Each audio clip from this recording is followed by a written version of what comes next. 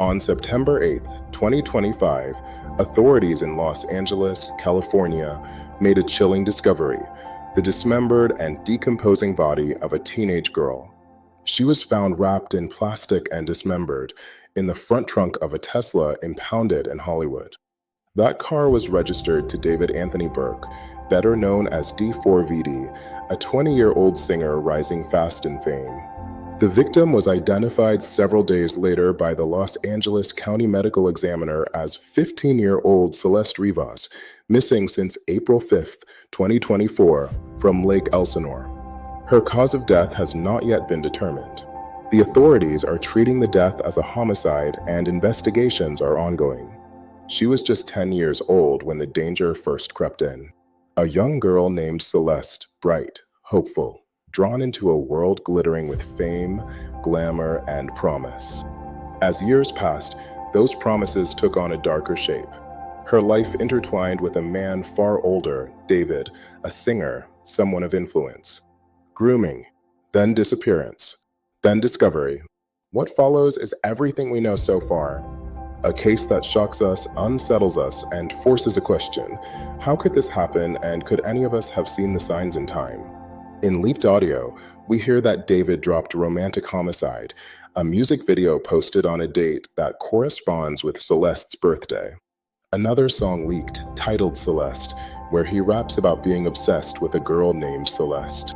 Photographs emerge, Celeste and David seen together, matching tattoos on the same finger. Allegations arise that David paid people to stay silent about his interest in younger girls. Rumors: the girl in his music videos looked strikingly like Celeste, the same girl who was later found in his Tesla. Ultimately, Celeste's body was discovered dismembered and severely decomposed in the front trunk of that Tesla on September 8, 2025. What is grooming? A process targeting vulnerable youth, gaining their trust and the trust of their family, often with flattery, gifts, isolation, emotional manipulation. Sexualizing the relationship, maintaining control through threats or shame.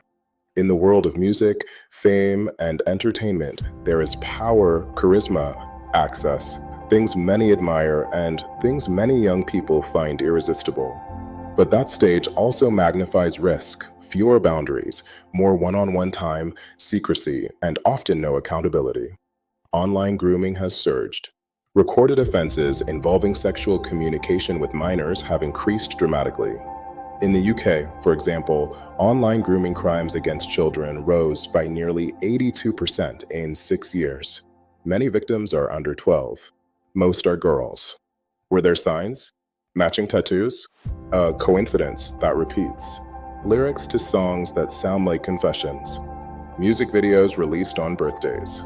Public photos showing intimacy and similarity to people who later disappeared. Payments to people to stay silent. Had you seen any of these from afar, would you have questioned? Would you have intervened if you noticed a child being given secrets, isolated, befriended unusually, or adored by someone much older without oversight? If you'd been a friend, neighbor, fan, or family member, would you have recognized any of the warning signs? Would you have stepped in or spoken up if something about this relationship felt off? Do you think this kind of information is worth sharing, telling others, warning them so something like this doesn't happen again? Celeste's story is tragic, and it's not an isolated one. Grooming thrives in the shadows, behind closed doors, under the cover of fame, hidden in plain sight.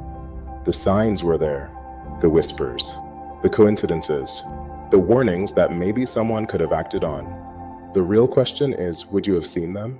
And if you had, would you have done something? So, what can you do? What can any of us do to help prevent tragedies like this? Educate yourself. Learn what grooming looks and sounds like. Look out for the vulnerable people in your life, particularly minors, who may be receiving undue attention, gifts, isolation, or secrets. If you suspect someone is being groomed, abducted, or exploited, contact Child Protective Services, law enforcement, or organizations like the National Center for Missing and Exploited Children. Your voice may be the one that saves a life. Share this video with friends and family. That's why we tell these stories. Not just to expose what happened, but to arm you with knowledge. Because knowledge, when shared, can protect the vulnerable. You've been watching What We Weren't Told. If you found this valuable, like, subscribe, and definitely share this video, because this message just might help or save someone's life. Remember, knowledge is armor.